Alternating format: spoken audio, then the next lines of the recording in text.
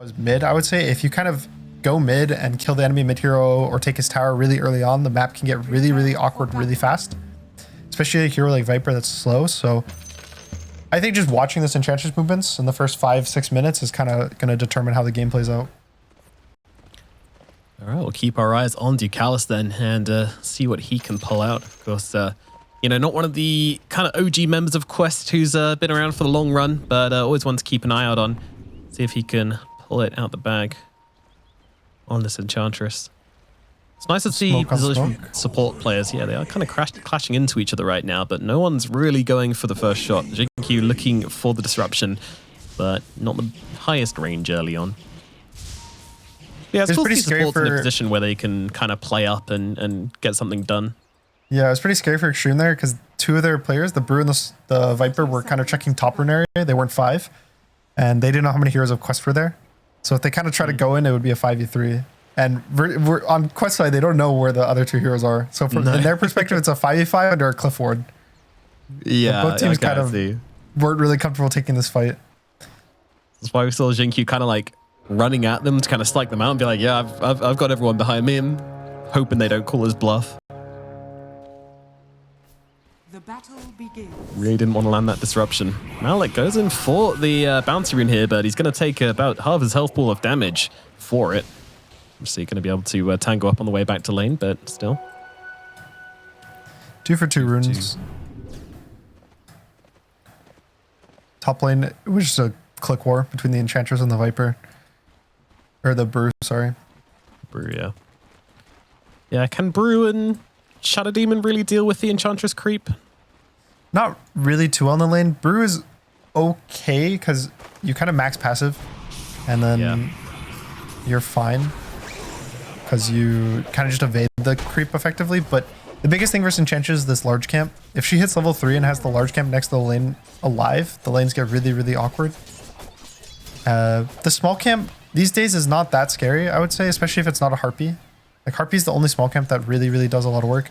And so as long as they just keep blocking the small or the large camp, which Shadowman's one of the better fours at blocking the camp, just because you can create illusions of yourself or the enemy and just use them to manually block the camps, or just kind of man up and fight them yourself, that they should have pretty good lane control in this lane to just kind of break out a 50-50. That'll be the aim for Xtreme up here then. I mean, if the kill presents itself, that'd be great, but I don't really see it happening. I mean, maybe Enchantress takes a step forward without Nature's Attendance, but it feels tricky. I feel like we're more likely to get a first blood happening down here in the bottom lane. Ame and DY, if anybody steps out against these two, they can be pretty deadly, and the same thing can be said for Malik and Omar. They both have pretty high kill duos here between them. It depends what Ame builds, but if he goes Lucent Beam. Bot lane is somewhat scary, I'd say, for Xtreme. I think Hoodwink is one of the strongest laning fours in terms of kill threat, just because both of his spells do damage. They have slow. And Starter is also, you know, one of the strongest killing heroes. So if there is going to be a lane that's Detson, it would be this bot lane for Quest. That's kind of where they should look to pressure. And as well, that's the easier way for Enchantress to pressure. You can just send the creep through the gate and just have 3 heroes there 3-4 minutes into the game. Just going to overwhelm Xtreme. And then hopefully for mid, it's already looking like Noob is doing really good in this matchup. But XM is one of the better Viper players, I'd say, these days. There's not many players who even play Viper. I think most mid players don't even want to touch this hero. Not a huge accolade being the best Viper player. Yeah. If I say I'm the best Viper mid, you know, I'm maybe playing versus four people to compete for that list. Yeah, but you know, he's the best out of those 4, so got to give it to him. Yeah, and you know, if there's 4 people, they're all probably pretty good at the hero, so it has to mean something. But it's definitely a hard matchup for Viper. So he's not expecting to. Xtreme didn't pick this Viper and just expect it to crush mid. It was kind of this prevent the starter from going mid. We're going to counter him in the offlane, and you're going to go 50-50 mid versus most matchups. So as long as he doesn't get completely crushed, like solo killed or any, pretty much mid, if you pick a matchup like this and you don't get solo killed and you're not behind 500, 600 gold at 5 minutes, you're fine. You did your job. Yeah, relying on the rest of the lanes or maybe rotation to kind of solve this Lina problem, which is going to be coming up. There will be a Lina problem. They are going to have a Lina problem, and I'm really not convinced they have the tools to solve it very easily in that early mid game. It is What? pretty scary to deal with, especially when you have a mid matchup that I don't want to say it's like this bad, but it's pretty bad, and you have an Enchantress. I think I've kind of mentioned it before, and I don't want to go on it again, but Enchantress is one of the best heroes at kind of amplifying these bad matchups mid, especially when the mid hero can't deal with the creep, and they're slow. Like, you kind of want to usually be one of the two for the mid heroes versus Enchantress. You want to be able to be like a hero that can kill the creep, or a hero that doesn't ever die to the creep, like a Queen of Pain or something like that. Puck where or something, yeah. Puck, yeah, they just run away from the creep whenever it shows up. But Viper is, you know, if you've ever played Viper, this guy does not move. No. Kind of just slither around really, really slowly and just be really sad anytime they are hasted. And so the creep can do serious work mid. We'll see when Decals decides to make that call and really lay the hurt in towards that middle lane. And the nice thing as well for them is Morphling's one of the best carries at being left alone. Pretty early into the lane. Most carries can get somewhat pressured, especially versus like a Bruised Shadow Demon. But Morphling doesn't really have any like kill threat on himself. Even if they get like a perfect disruption on him, he'll waveform away or just strength morph up. And so he's not, there's no pressure on the Enchantress of where he has to be on the map. He doesn't have to sit in the safe lane. He can even jungle at some point if he wants to. Which I love that is pretty nice kill threat onto yourself. Yeah. No death threat. They don't have kill threat on him. Yeah. Yeah, he's going to be okay up here in the top lane. 2000. I mean, that's kind of the story of Quest, really. Like, as we said from the draft, like, their lanes all look pretty damn great. XG, it's going to be on them to kind of get out of here as best as possible. And I mean, so far so good. They haven't given any kills. I think a quiet laning phase is a good laning phase for the side of XG. But now we see Decisive start to make that movement in towards the middle lane. Yeah, definitely Xtreme wants the game to... They want to hit all of their ultimates. Both their subs really want their ults. The Brew wants to get ult. The other two, the Viper, the Luna, are more farmers, I'd say, than anything. They don't really want to... If neither of them fight, they're both happy. Like, Viper's going to farm, Luna's going to farm. Yeah. Look at Xtreme. He's so sad, dude. Yeah, he's just hiding. I would say their big timing is on how they use the Brew 6. So right now he has a Radiance queued up. But the nice thing about the hero is you don't really need any items to fight because you can't click any during your ult anyway. Yeah. So for them, I would say right now, they just need to get his level 6 before they lose mid tower. Okay, first blood is going to be a Laguna on a half health support. That's one way for it to happen. But yeah, it's going to give it to Noob, who, well, they'll lose the catapult. So maybe mid tower lives. They have no creep either. Could live, yeah. Not super easy. DY coming over, looking for the glimpse, but also not really. Honestly, if his sacrifice saved the tower and like the siege tree from dying, it was worth it. Because if the Brew gets level 6 before they lose this mid tower, it can get really awkward for Quest to take it. Because he can always just TP into a glimpse and then split on the Lina. Yeah. And Lina just dies. If there's a split in melee range of him, he'll just die from full pretty much. And the longer they hold these towers for Xtreme, specifically I would say mid and top towers, is really important for them because they have Luna. Whenever you have these carries that want to farm Tricamp, the mid tower plus your offlane tower are really important just to protect your Tricamp from being invaded really early on. And Quest has really nice heroes to invade because they just have so much burst damage. It's not the type of heroes that slowly will kill you and you can TP and respawn. If they catch the Luna farming the Ancients, she'll die instantly to the Hoodwink Lina. Yeah, yeah. And so the longer they keep... A lot of burst. The longer they keep it protected, I would say the safer for them. Yeah. One issue with all of this, though, is XXS is just not getting XP right now. He's being bullied out of this top lane, chased around by tier 2000. Now, the Enchantress finally leaves to go towards the middle lane. This should free up. In fact, they're going to go aggressively onto tier 2000. Just kind of lay a bit of hurt into him. Make him suffer. What are your thoughts on Null Talisman these days? Are you a fan of the new meta? Oh, yeah, it's great. Sign me up. 3 Null Talismans on my carry. Let's go. I don't know about 3. You know, it's a casual 1 on most heroes. Yeah. XM bot rune.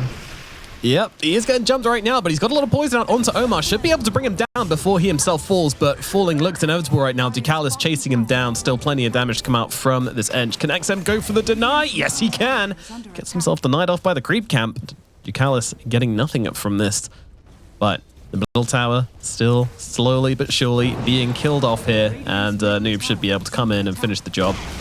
Oh, deny from DY. I think DY just destroyed the last 30 seconds of this game. He glimpsed the Lina away, which let Viper have enough time to not only kill the Hoodwink, because he would have died if Lina didn't get glimpsed, and deny himself, and he denied the mid tower. I don't know what else you would ask for your pause 5 from at this point in the game. Like, he's done everything. He secured his carries lane. He won his safe lane. He goes mid. He gets his mid kill and a deny tower. Yep. You know, I'm sure there's going to be people out there saying like, "Oh, disruptor, OP hero," but I mean, that was just straight up gameplay. Like, a lot of those things just come down to DY. That was just skill right there. Yeah. And Ame, we haven't talked too much about this bot lane, about how well it did, but yeah, you can see in this replay the glimpse right on the Lina. She only gets 1 spell off. If she got her stun off or like 2 more right clicks. Yeah, anything. Yeah. Even just 1 right click and he doesn't get the deny off. Dude, like, so I was talking about like kind of XG kind of like, you know, denying how much Quest can really do in this laning phase, and you know, literally denying a hero and denying a tower is kind of like the apex of that. Really, really impressive stuff from XG. Those are the kind of plays which are going to help them get through this early mid. But bottom tower is going to fall. This one definitely not being denied by anybody. It's going to go down. I would say these 2 towers are a result of both Lina and Enchantress. Like, you kind of pick Lina into a really good mid matchup, which to some extent secures the mid tower fairly early, and you have an Enchantress in a completely free creep game. Like, there's no instant kill to creeps. The best thing they can do is Viper is going to have to hit it for 25 seconds straight. Like, he's just struggling to kill this 1 creep. And it kind of secures these towers for free. They take 2 towers before 10 minutes. Which, it feels really good, I would say. But usually when you have heroes like Enchantress, or, you know, like a Death Prophet, or Lesher, Pugna, these type of heroes that push towers really early, in the games, you don't really feel that bad when you lose towers early. Because you know that's just a strength of their hero. And it doesn't really mean the game state's that bad. They're down 1,000 gold, which isn't, you know, that bad. Like, they're slightly behind in terms of their lanes, but it's not anywhere like close to just being a complete disaster for them. It's just that their map's going to be a little small, and they're going to have to make moves somewhere. And right now they're going to smoke to top, it looks like, to connect to their brew. He just hit level 6, so level 6 siege creep timing hurt pretty perfect. And Disruptor actually hit level 6 pretty early on. So if they get a disruption into a silence on the morph, he'll just die pretty fast, or they'll get a free tower. Is kind of their 2 options that they're looking at. Sounds like a win-win to me. XXS shoving in the lane right now. Split available should they need it. Jinq just kind of keeping an eye out on the side. Any portal rotations will be scouted out. Very safely done by the side of Xtreme, and should be their first tower. Fortification has come out, but no movement up towards the top side of the map. They know they don't really want to play into this primal split right now. A lot of respect being shown. T2000. They see him on the ward, I think. They saw him for like a brief second, but he's gonna back off. Yeah. A little tricky there for DY to get in the right position to land the static storm from Fog. Smoke could run out, so I'll be happy with the tower though, I reckon. Yeah, and then the Shadowman's getting more stacks in the Tri-Camp, which will help Luna kind of accelerate. More so, Luna is a pretty farm-heavy hero, I'd say. Like, you want this, it's kind of like a Sven, where you want this hero to be first or second net worth in the game, if not just completely ahead of the enemy team. And I think this hero's been getting pretty popular recently, especially ever since they had a Conda. It gives this hero such a strong damage timing, because you don't really want to buy a crit on this hero. Like, before Conda, you didn't want to buy like Daedalus that early because it just didn't feel that good. But now that you can make your Q have a crit and a bonus damage and a slow and just kind of do everything in one, it feels really, really nice. There's times where I watch Luna just, you know, press her Lucent Beam on a carry mid-game and they lose half their health every 6 seconds. Yeah, it's nuts. It's nuts, especially with a 20 talent as well. Yep. It's, and with the shard, whereas now you just take 25% less damage. I it's feel a pretty like the shard was hero. one of the biggest one. It wasn't so much like, I think it just answers a lot of the counters which Luna used to have. You know, I remember back in the days when Lycan was a very popular answer. You just run at her in a fight and she really didn't have an answer. Like, nowadays, you're just sending those wolves into a blender. Like, it's not good. Even like Brewmaster used to be pretty good versus her, because you would tank all the ult beams and then you could just lift her and she wouldn't really be able to glaive everything fast enough. Yeah. But now if I've seen brews where they go on top of her so they can press like clap, and then as they're ulting, the Luna will press glaives or the passive, run into melee range, and they all die on spawn just by the spinning glaives. So it is a pretty scary matchup. Thankfully, the brew has the Luna on her team, but even just like running into the Luna or the Lina, just melee range, she'll just get shredded by the physical damage. See, the real tech is going Shadow Blade and then running in circles counterclockwise around them for the bonus damage. You would do that when you're playing Dark Willow with the Bedlam. You're counterclockwise, so... Yeah, that's a tech, isn't it? But you can put Bedlam on the Luna. Oh, okay. Bedlam onto Luna with Shadow Blade. And, all right, this is one for... And then you just have to run counterclockwise. Yes. There's a smoke. Starter has finished his blink. Uh-oh. Glimpse out onto Decalis. Oh no. He's in a lot of trouble right now. Although, Noob's coming in over on the side. Yeah, they're looking for a bit of revenge, and they're not nearly doing enough damage to Decalis here. DY trying to finish the job, but not going to be able to do so. And now XM, he's the one taking the damage. The Green Bay comes through. 3 heroes dead on the side of XG. My God, that was a bait and a half from Decalis. I get so sad watching Enchantress live these. Like, it just hurts to watch.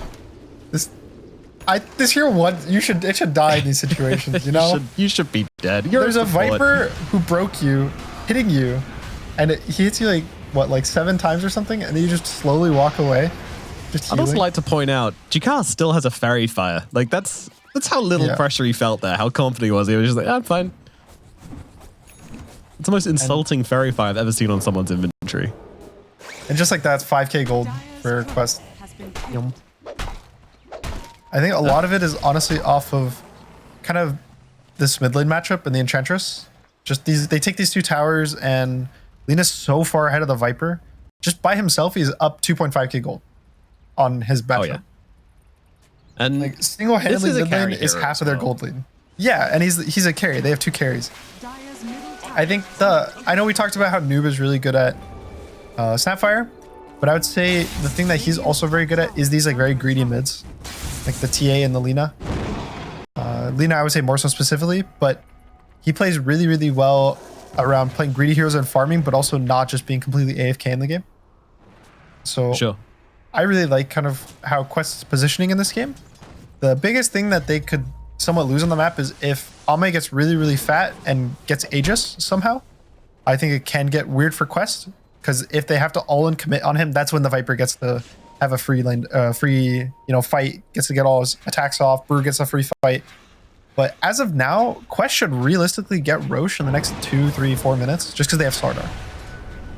And anytime they want, like even right now, TA2000 could just push this top lane in, and since the Slardar there, they could choose to Roche with an entry group tanking it. But there's not really a rush for them to do it in the game. Yeah. There's definitely kind of chill on the side of Quest. You know, a lot of teams, maybe if they pick this draft, the lanes go really well. You know, you see them smoking up constantly, trying to find kills, trying to push the advantage. But PSG Quest, they seem very calm, in control, and kind of confident in what they can pull off here, which is nice to see from a team which, you know, we haven't seen so much from this season. I think a lot of Dota right now is kind of having to play this slower type of game, especially with like high ground. But even before high ground, you want to pressure them and not just keep the game 50-50 when you're ahead. But you don't want to just run as 5 heroes, constantly run across the map back and forth. It's really important to just farm as much as you can.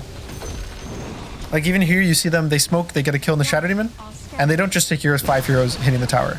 The Lina's already running away to go farm the jungle. Enchantress was bought the whole time. And they're kind of making sure that they get to keep getting gold and keep getting the advantage. If they brought 5 heroes top and they just keep pushing in this tower, they like 5-man hit the tower, it's so much space for Xtreme that they would actually probably lose gold in this move. But because they don't waste all of their time, their resources, they're able to keep the gold lead, keep growing and growing and growing, and they basically get to hit whatever timings they want. And Xtreme, like sure, they'll hit their timings. They just finished Brew Radiance right now. But it's the question of, is it ever going to be enough when you're behind so much gold just in total? I'm a little bit surprised that we didn't see them go and place any wards on that ancient camp or anything like that. Like, maybe for me, PSG Quest are a little too relaxed on not dealing with this Arme problem, which it looks like they're going to have. I mean, Arme is the richest hero in the game right now, and no one's even really thought about it. There will be an Arme problem at some point. Yeah.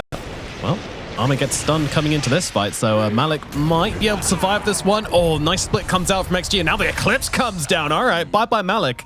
And we'll get the kill into that Slardar. First split used with Radiance. Every kill is really important. I feel like kills just give a lot of gold and XP these days. Like, anytime a solo hero just dies randomly for free, especially when you're ahead, I think it matters a lot. So yeah, it hurts. Clicking a bunch of your buttons to kill one guy feels really, really good in this current patch. It's not one of the ones where it's like you click, you know, 2 ults on a guy and you're like, oh no, now that we can't fight, we just lose everything. And so a really good kill for them. And yeah, this Ame problem is going to be a thing.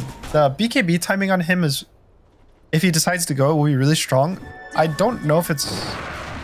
There's a chance I see him not getting it, because he might just die to the physical damage of like Slardar ult plus Lina or Morphling hitting him. Yeah. But it's like it's hard to itemize versus Slardar, which is why I think he's such a strong hero. He's all physical damage and he amplifies physical damage, and his physical damage like is easy to click through BKB. But if you don't buy BKB, it's even easier for him to just do all this damage to you because he has like crush and then you get stunned by other heroes. Yeah. So it just kind of feels bad every item you go versus him. Like there's no good items versus him. No, there's not. I mean, everyone I'm keep thinking of is like, oh, you could get a Lotus Orb on someone. It's like, well, Slithering Crush still going to go through it with the shard anyway, so. Yeah. And it doesn't even put it back on him, I think, because it's like the AoE version of the spell. Yeah. Nice Manta dodge on the glimpse. Yeah, that was cute. Got to practice for that one for, you know, when it might actually matter.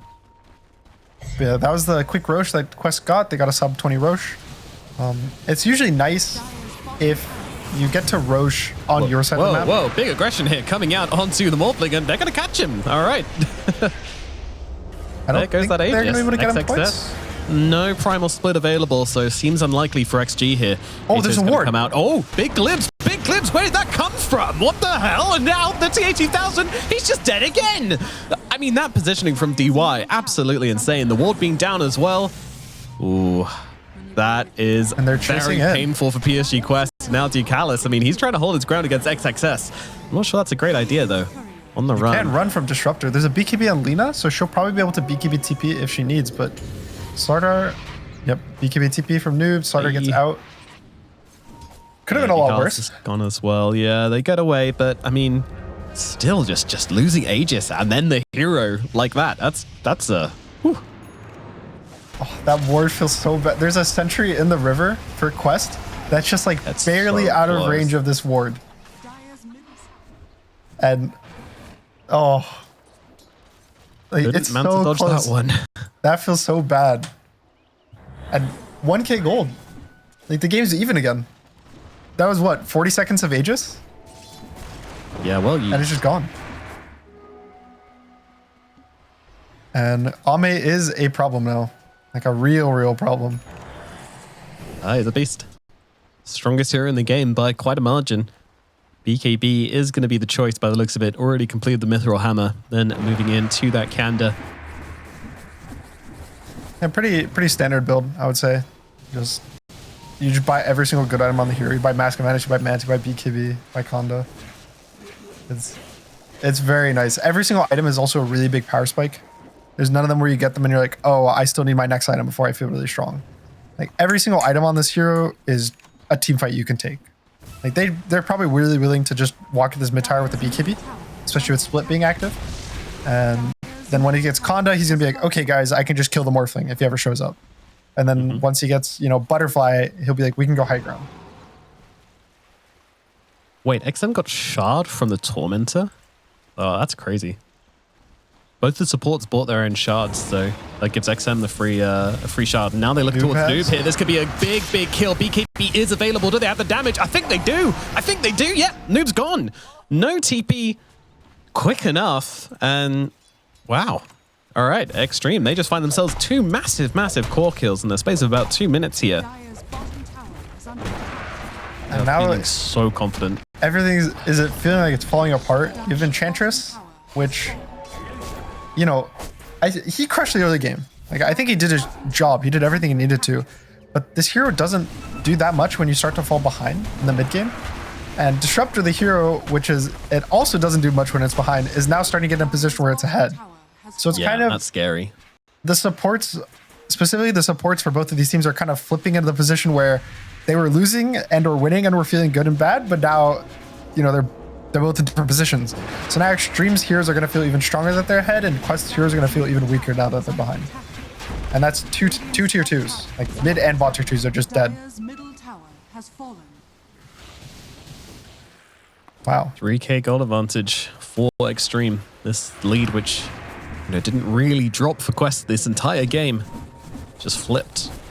And now we get to see what Xtreme can do in front, and more importantly, how do PSG Quest play their way back into this? Can they play their way back into this? So the nice thing for Xtreme in this position is they have Luna Shadow Demon. So they have Luna Mantas in one lane, they have Shadow Demon Illusions in the other.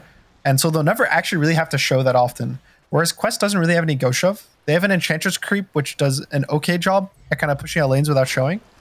But for the most part, one of their cores is going to always have to show, even if Lena's pressing spells from Fog. And so you kind of always know where Quest is on the map. True. Like right now, Xtreme knows they're all stuck in base.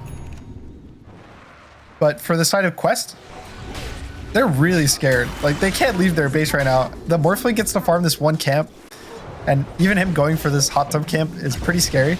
Like there's a chance he could just die here randomly if DUI walks into him.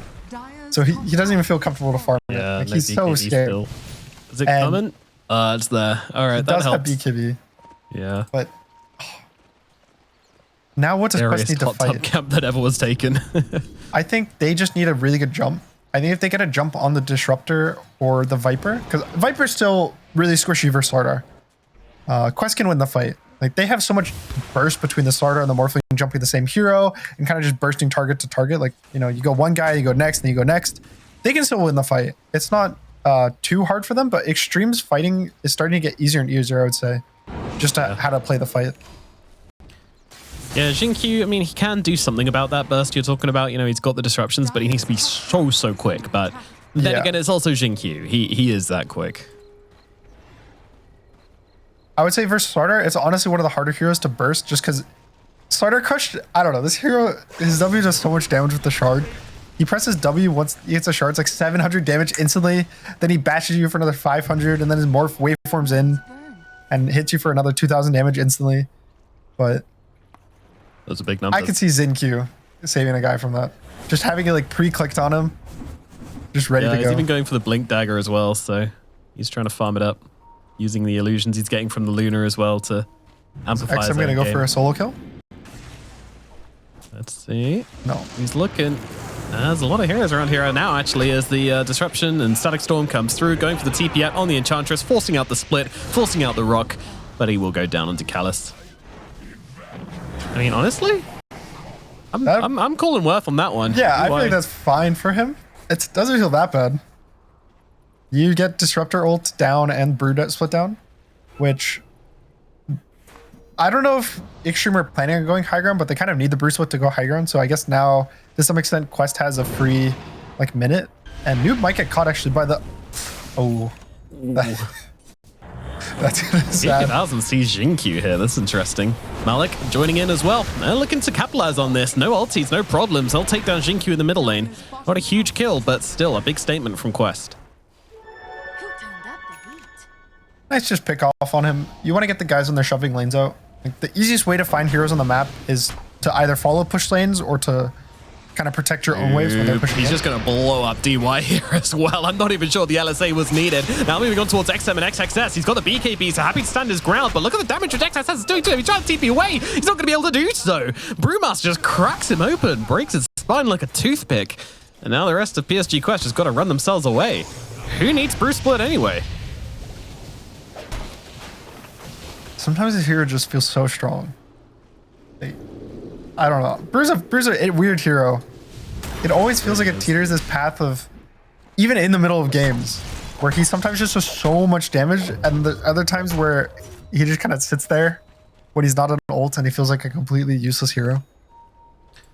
Yeah, I think one of the issues there was the 5 stacks of poison attack coming out from XM with the shard as well. That's the minus armor. That's a lot of armor reduction, so I think that's why That looks so brutal. It is pretty interesting to see Viper Shard this early, just from the Tormentor. Yeah. Because his game wasn't that bad. It's not like it's like, oh, he's a core hero, his game's terrible. It's both supports bought their shards. I think Radiant has 2 of the supports with some of the best shards in the game between Shadow Demon and Disruptor. The Shadow Demon one's actually also interesting. I have not mentioned this yet, but similar to how he can purge the starter, if you actually purge your carry and they hit Enchantress, they don't get attack speed slow versus Enchantress. Because it's a constantly applying buff that gets dispelled. Yeah. So Shadow Demon is really good versus Enchantress as well, just for the fact that you can put in your carry and they can just kill the Enchantress really fast. And Disruptor Shard is broken. We don't see this here for a reason. It's the 10 talent plus the shard, which I didn't even understand this when the patch first dropped, but it's plus 10 damage every single strike. So it's like plus 10, 20, 30, 40, 50. And with the shard, you can have permanent Qs on people. So you can literally have infinitely stacking damage on his Q, which is just stupid. Like he can, I've seen it where if a core doesn't have a dispel in a fight, they can just take 1,000 damage from Disruptor over like a 20-second fight. And they can never blink. That is it's literally impossible for them to press Blink Dagger. Yeah, no blink's the big one. If you get that on Slardar, he's going to be upset.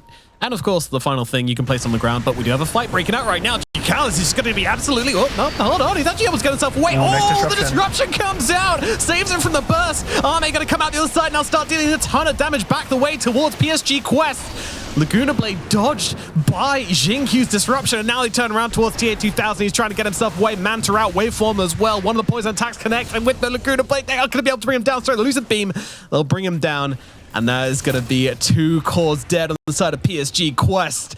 Xtreme, very, very ready for that engagement. There are so many things on Xtreme in the fight. There's a Bruise Split, there's Viper Manta, there's the Luna Manta, there's Shadow Demon. It's really hard for Quest to kind of do damage in the fights, I would say. Like, if they don't get this really fast burst off, which, like you said earlier, Xinqiu can just save from if he's fast enough, I think the fight's just really hard for Quest to enter. Because like you said, all the way back in the draft, they're a bunch of ranged heroes. Their only melee hero is Sardar. So it's like Ducalis has to go in, he starts the fight, and they try to use everything on the Luna to burst her. But she gets saved, and then at that point the fight's over. Like instantly. Oh my god. You can see like Ame just gets body blocked completely by everything. He just got so stuck in the tree. Though, like the Luna was disrupted, but she used Glaze right before she was disrupted. So like they're all surrounding her trying to kill her, and they're just being blended by these glaives at the same time as all of this other crap coming out from the side of XG. Man, what a broken team fight. You kind of go back all the way to this first Roche, where Quest was in such a good position, and they lost this first Aegis, and I feel like after that they've gotten what, like 1 kill? I think they just only killed the Shadow Demon that one time. And it's just everything's kind of started to go downhill so fast. They just killed supports basically since then. I'd say the biggest question for Quest is how to find the burst when there's a Shadow Demon. Holy. Okay. So, all right, bye. Everyone,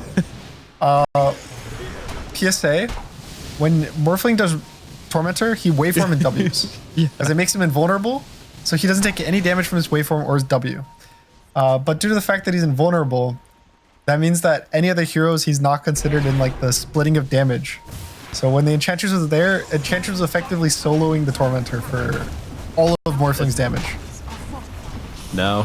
Xtreme Gaming coming up the high ground. Luckily, Enchantress, you know, she's on level 13. Pretty quick respawn time. But yeah, everything's fine.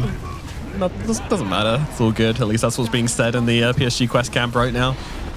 But their barracks are going to fall extremely quickly.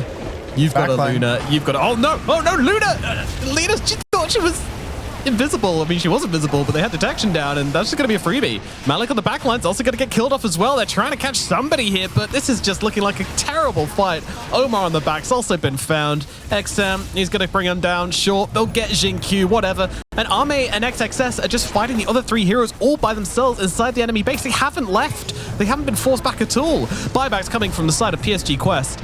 And the same thing's being responded to by Xtreme, but they have managed to find the Brewmaster here. They're down the Brew, and obviously no split anymore, so Arme all by himself doesn't give a damn. Aegis available, BKB's up as well. He's just holding his ground. He wants these barracks, might be losing his first life here, but TA2000's taken so much in response, and the leader again, she just turns up, immediately blasted by XM. The range from XM's insane, forcing Noob all the way back to the fountain.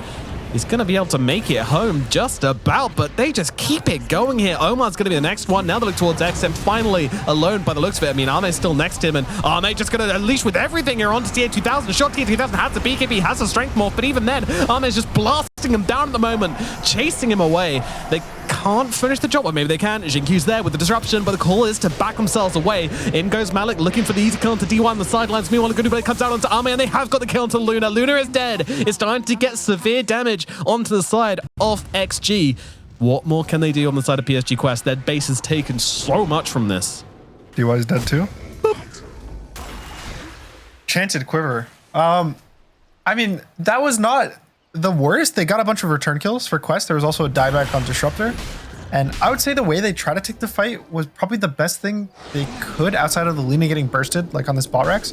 They basically smoked behind with the Sara and the Hoodwink, and they jump supports, but DY, I think, got his Ghost Scepter off before he got crushed by the Slaughter. Just all the way back at the start of the fight. And now this is already pretty far into the fight. I think Noob didn't realize that the Brewmaster had a gem on him at the time, which is how that's what it was. He was invis and then he got bursted because the Brewmaster was split. I don't know, like, if it was a really cool thing about XXS where he got the gem delivered during the split, and so it was just like impossible to know he had the gem at the start of the fight. But whatever the case, it gets Noob killed once just for free, kind of has to buy, and then they just use what, like 4 buybacks on the side of Quest, 3 or 4 buybacks, just constantly pumping them out, and eventually they have the numbers to overwhelm Xtreme. But now you're in a position where, you know, you lose one more team fight and the game's kind of over. You just don't have any buybacks, and even if you don't lose this team fight, what's stopping Xtreme from just going high ground again in the next like 3 minutes or so? They have Bruce split. He's level 20. The Brewlings can't really die. If they want, they can go high ground, and they also have the choice of waiting for the next Roche, which starts spawning in about 3 minutes. And if they get this Aegis, there still won't be buybacks for Quest. Like, they're not in such a complete rush that they need to end the game right now, and so Quest is in a really awkward position where they kind of are going to be forced to take this Roche fight, I would say, with 0 buybacks. And it's a question of how do you take this fight? Yeah, only buyback of note available for the side of PSG Quest is the TA2000 Morphling. It's not an ideal situation. I mean, on the side of XG, at least, you know, both the supports did use their buybacks as well, so potential to jump the backlines and take down these guys is something, but those calls are too damn scary on the side of XG to ignore, so it's a very, very tricky situation now for side of PSG Quest. I think Xtreme is going to go high ground with the Bruce split. He has 2. He has a Refresher Orb now. You can just click it. They have Siege Creeps as well. There's nothing really stopping them. Quest doesn't have the damage for the split. And like, even if you don't want to put Army up on the high ground, like, it doesn't really matter. You've got XN who can just attack from the low ground with the Shard. You've got XXS with the ulti, and well, Arme fears nothing. Arme fears absolutely nothing. Jumping in, Malik with the crush. I mean, it does deal good damage to those Bruling Illusions, so they're going to be able to very least force him back to the Panda form. This TA2000 taking heavy hits here. Needs to get himself away, but he's out of strength. He's out of life. He's gone. Barrack's dead as well. XG looking to finish this one up as they move over towards Ducalis as well, but they don't really give a damn. They're just backing themselves away. The buyback's there on the Morphling, and they're like, well, we've got what we needed. They have another split. There's no reason to stick around if they don't want to, but hey, maybe end the game. XXS going for the buildings. TA2000, what can you really do? Answer, not a whole lot. Oh, you can go for a little fly. There you go. Malik trying to find somebody in the backline, trying to get one of these buyback list supports as Noob once again engaging, but just doing absolutely nothing. Gets turned inside out by the Viper, by the Luna. GG is called, and game number 1, it goes. You know what? I don't know what it's like anymore. I know that when Spirits used to give vision decently, like, that might have been something really cool to give you vision for the flak. I'm not sure they do anymore, but there's a chance we see early Spirits from Ducalis in this lane. We saw yesterday there was a... Who did someone go Spirits yesterday? Someone went Spirits the other day, yeah. I can't remember who, but it was definitely in this tournament.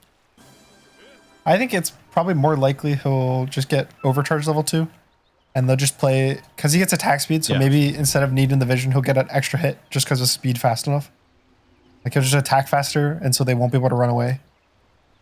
It's probably the just safer thing to do, because makes way more sense, yeah. And then you're not griefing the jungle either afterwards. Yeah, you'd rather just have your other two skills max just for jungling and farming and playing the map. I also saw someone not level spirits and take stats up until like 21, so, you know, two extremes. I think usually like 1 point in spirits is fine, but I think the stats is honestly not that bad. You get more health, so the percentage healing from overcharge is better. Technically, stats are nice. And you're universal, so you have more damage just to like help your gyro farm faster. Yeah. Ooh, D-Ward coming out for PSG Quest. Sentry Crazy also value taken down Sentry. as well. That's pretty good, yeah. That's very good indeed, but won't be able to contest this bounty rune, so there's going to be 3 bounty runes going the way of Xtreme. Omar sticking around, just trying to keep eyes on DY. Looks like Centaur might want to block the wave into tower. At least try to, but he might take a lot of damage for this. Yeah, Ame's here. He's got Static Link as well. Doesn't want to get kind of stunned up and taken down. Whoa, look at the damage coming out. Yeah, Omar and Malik just kind of bullying him right now with the dispos, throwing him back. Ame, he's not gonna die. Oh, it's gonna be Omar that goes down instead. I don't know how he got the right click off there in the end, but Ame brings down Omar, gets first blood. That is a huge win for Xtreme down here. Thankfully for Quest, they did get the block into tower, so now the wave's going to be kind of pushing into them, but that feels really bad for them. And Omar also misses the second wave pull. And usually when you do this like kind of tower block thing, if the wave is here, like it doesn't push all the way into your tower, you can pull the second wave and get the wave into just an even better position for you. But now they're just kind of stuck with the wave in this like middle area. So once the Razor heals up, they'll just be, it's really comfortable to just link the Centaur. Top lane. Whoa. What did he die to? Oh. Actually a tree throw. He went Malphus level 1 on an Enigma. Okay. Well, that's one way to do it. A lot of damage coming out from the Tiny. Malphus as well. Apparently it's all it takes. He might just play Enigma like it's a ranged hero. Just like no Eidolons. At least in the early lane. Nope, never mind. I guess what he'll do is every time flak gets used, he's going to press it like right after the flak is out. Yeah, I think that's a plan as well. So. Don't give any Eidolons away to Mr. Tier 2000. And look at this. He's sending an Eidolon to top rune. No way. Oh, he gets it! Oh no. My god. XXS has just put Noob in his back pocket there. That's so sad. That was really nice by him. Especially in a matchup like Storm Pango where Storm can start to get really far ahead pretty early. Wow. XXS is just playing some 5-head Dota right now. He's ascended to an extra plane. Thinking. Well, lanes are going a lot better this game for Xtreme already. That's scary. 2 kills, water rune denied, and last game you saw what happened when they, were behind in the lanes. So we'll try to see what they do when they're as well, ahead. let's not forget. So TA 2000. He's going to be the target here. Yeah, he's trying to hold his ground, but I'm not sure he can. Homing missile is destroyed, and yeah, XXS and Jinky do take a lot of damage in that. Every time you try to go for this kill, TA 2000, he kind of has to just get off as much of a counter trade as possible. So they do get the Lotus, which is nice. It's big for an IO lane, yeah. It's really not good healing.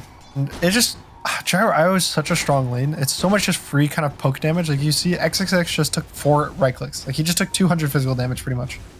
Just by running away from the Gyro. The Gyro also gets to shove the lane in. Ducalis gets to pull the small camp. Like this lane is so kind of like easy to execute, I would say to some extent. You pretty much just press flak every time you have it and you win the lane. Is how Gyro lanes go these days. Thanks for the information. Yeah, I mean, it's like a guide. Do it in your pub. Just press flak, cut all the trees with the quelling blade, so you always get to hit the enemy with the flag, and then profit. Yep. And at Gunner Dota on Twitter if it doesn't go your way. If you use MMR, you can at me. It's a bold. That's a bold statement to make. 4 rune. There's another Eidolon going towards top rune. Oh, they got to know it's. Oh, this time XM is going top. Noob goes for the bot rune because he gets it secured by his Marcy. Not falling for that one again. Yeah, but you can see XM, I guess he's up already 400 gold on this mid lane matchup. So everything's going really well for Xtreme. Which, yeah, is a pretty good sign for them. With their draft, I think their draft is a little more active. They have a tiny +4 who's going to run around. They have a storm mid. So they have more heroes to kind of want to play with Disruptor. So I think DY is going to feel a lot better this game to kind of play this like early mid game than the first game. In that game, he was kind of stuck just supporting his Luna and his Viper to just farm until they won the game. Whereas this game, I think, you know, he gets to play with Tiny, gets to play with Storm. Even Razor carry is way more active than Luna was in the last game.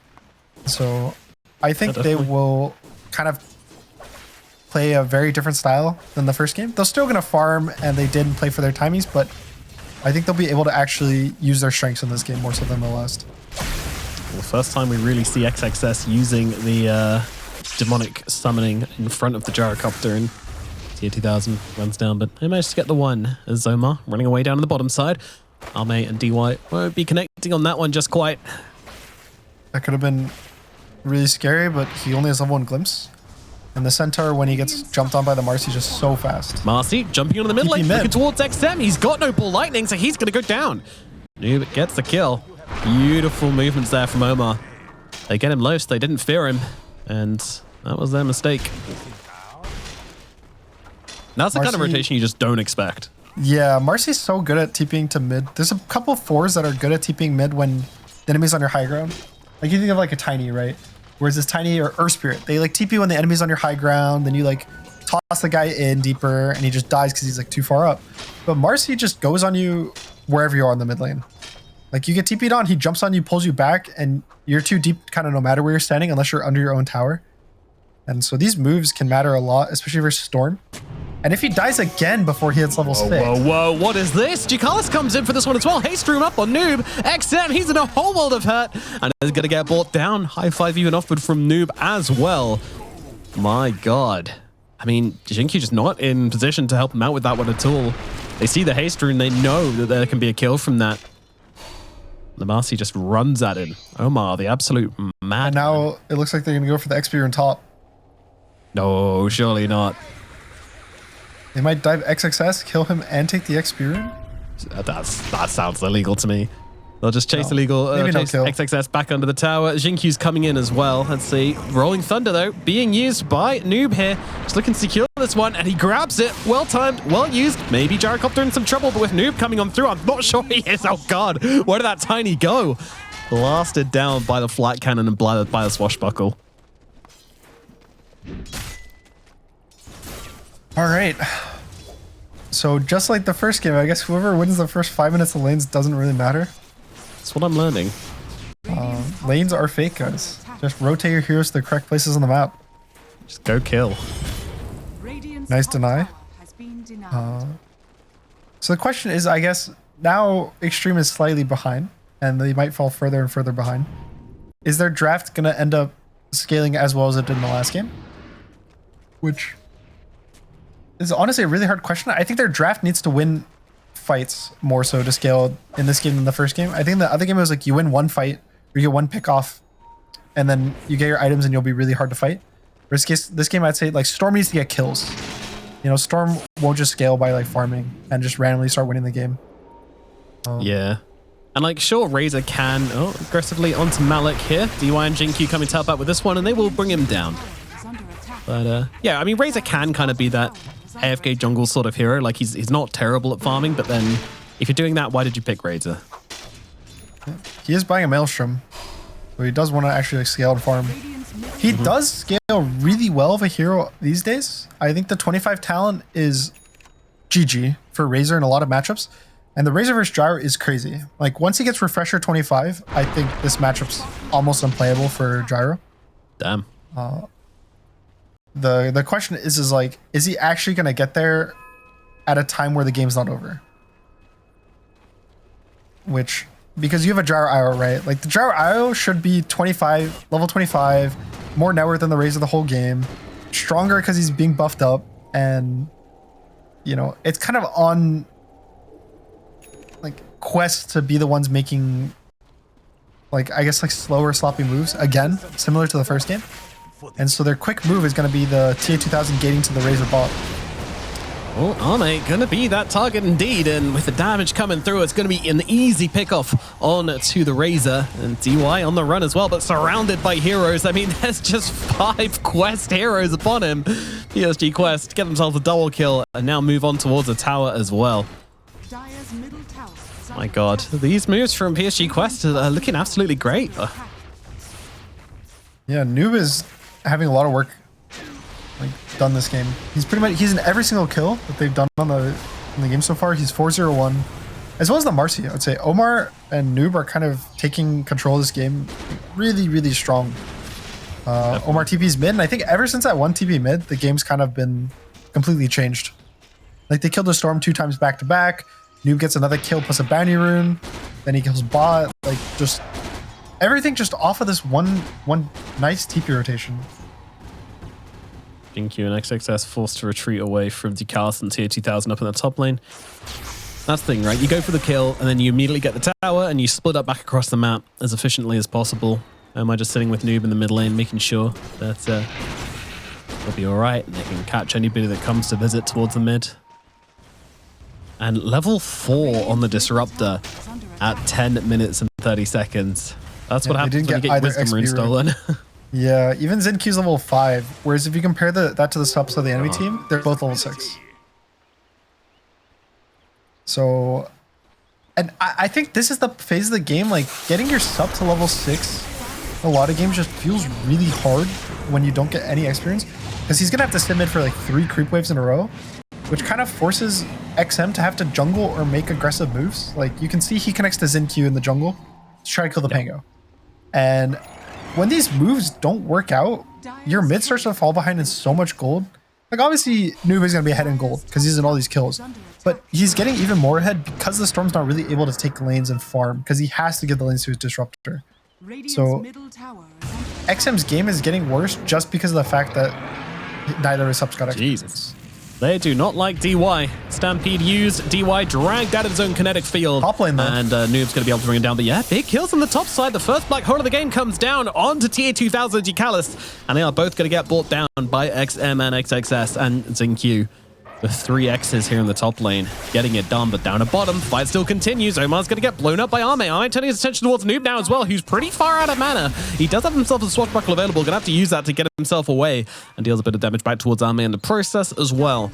The PSG Quest, they did not kind of do too great from that trade. It was a really nice read by XXS. He know that the IOs relocate to get the gyro on that tiny kill, I think at their own jungle. And so his reload is cooldown. So he just solo black holes the gyro. There's not enough healing for them to survive the storm showing up too. And then Zenq kind of just goes down for free. Yeah, a bit of a misplay there from him. Thought that he could maybe put the gyro out of position or something, but underestimating his damage. Just rocks up with a Chrysalis, to be fair, at 12 minutes. That's the... So controversial one. Gyro, no points in Q. Yeah, not at all. Actually, in fact, 2 points in homing missile. Which is, I think I've noticed a lot of gyros go like 2 or 3 points in Q actually these days with IO in the lane. They'll go like 3-0-2 or 3-1-1. I think specifically this game, he went flak because he's versus Enigma. So you want to be able to kill the Eidolons just as efficiently as possible. Yeah. I do find it surprising that he's not putting points in Q though, like now. Because I think it's just a good spell, especially with IO.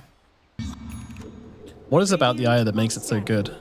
You get the spell amp from overcharge, and also you get mana regen, which means that you actually get to use it while farming. Because normally on gyro you don't really get to use your Q while farming. Like you kind of want to just save your mana, but you get to just press it on like every other camp. You can kind of just click it for free. Yeah, I mean you can see he's just permanently full mana pretty much when moving around with his IO. So Here we go, though. Another rotation coming in onto them here, and now Storm jumping in, connecting onto the gyrocopter. DY does actually miss a static storm onto the Io. Io, can he get off the reload? He's actually not trying to use it. Okay, now he finally throws it down. Tier 2000. Oh, the glimpse! It cancels the tether. Tier 2000 has no choice but to stand his ground. Xtreme is going to fall for it, but Tier 2000 dies as well. Noob comes in, grabs himself a couple of kills. There'll be no one else left to find. Interesting trade here over in the deep into the dire side of the map. That was a really late reload. I guess he just thought that he would be able to save him. Yeah, or like they knew that they were coming, responding right? to the fight. Yeah, like the Pango just instantly TP, so he doesn't want to reload him out. Is that what happened with the glimpse on the... Yeah, the glimpse broke the tether. Oh, I see. He didn't expect it. Like it just barely broke the tether in the gyro. Yeah, just about. It was very, very close.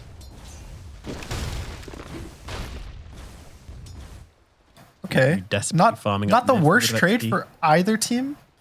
Anytime your carry dies, you feel it's not that good. Like in a trade, especially for a 1v2 or like a 1-for-2. And for the side of Xtreme, you know, they lose their mid to get one kill.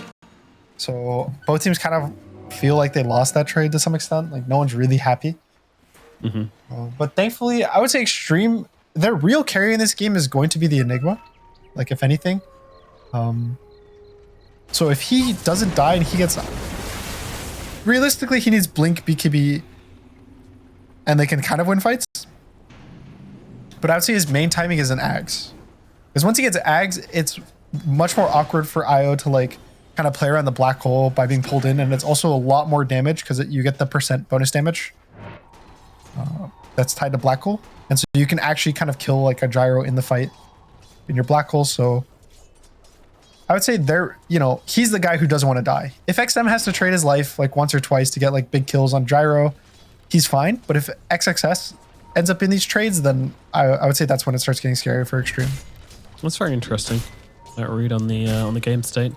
And they're smoked up top. There's actually a smoke coming down to the bottom side. Looks like they're gonna actually go for the play down here instead. Might try it again. Sure what that play looks like though. Noob is already set up. Baiting. Yeah, they're just baiting with tier 2000. Nice read though by them to not just like jump. I think it's also when you're next to a tier 1 tower, you're effectively, it's not like a 2v2 or this like 2v3. It's kind of a 2v5 because all of Quest can just TP to this tower and be there within 3 seconds of the fight starting. And so it's really good when you can get these kills in this corner of the map, but it's also sometimes even just a better read to not. The Noob scans the tree line, thinks that there's somebody hiding in there, drops a rolling thunder and tries to find him, but unfortunately doesn't land. But yeah, the disruptor kind of runs away. He had moved out at the same time. Like he was like, "Oh, this play's over. I'm leaving." Yeah, sort of unlucky. DY just got bored and left, and that's like the worst. It's like some guy just like randomly is like, I'm not going to chase anymore. I'm just walking away. Your entire 4D chess plan gets turned upside down. Dire's middle tower is under attack.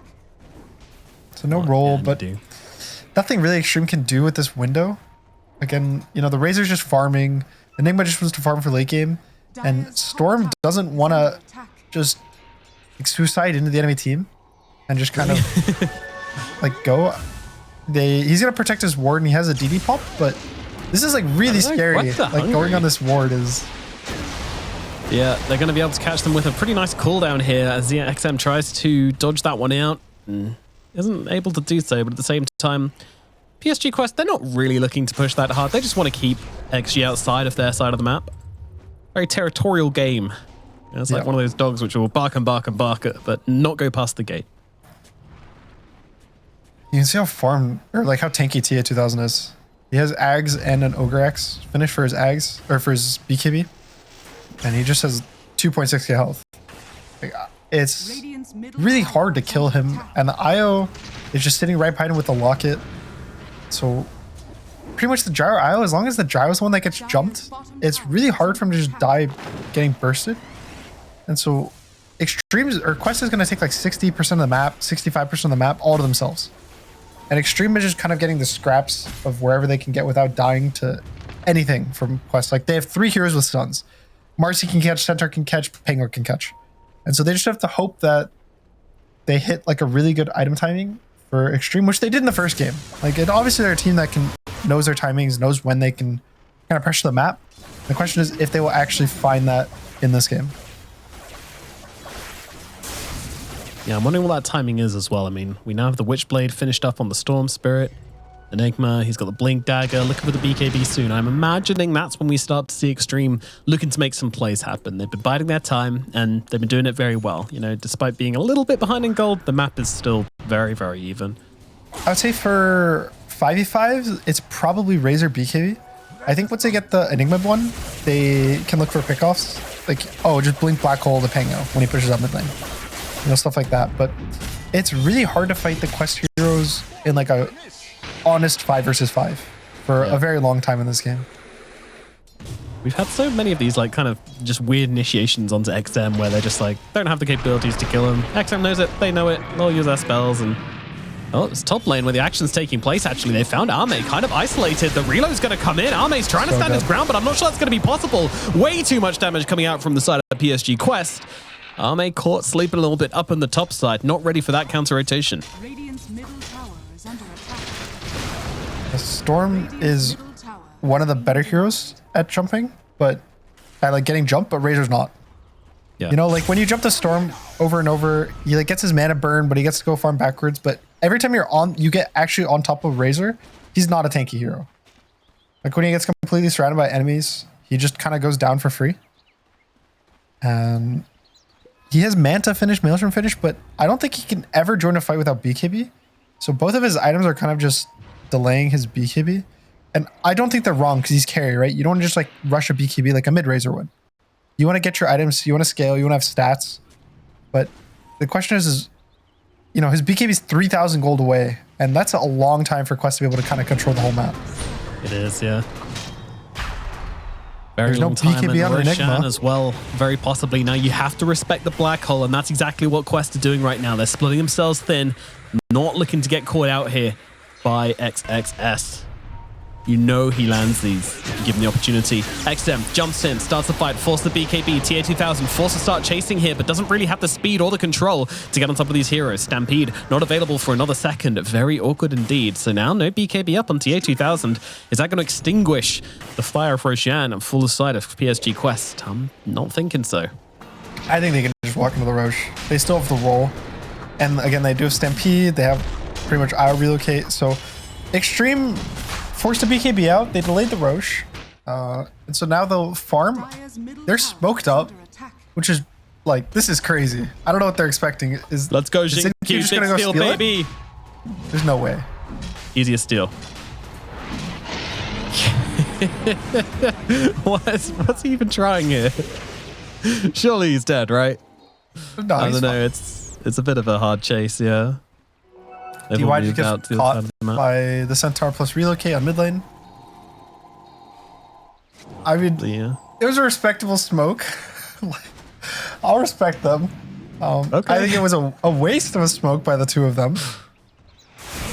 But they tried. I haven't seen just the front door attempt for a very long time from a pos 4 tiny.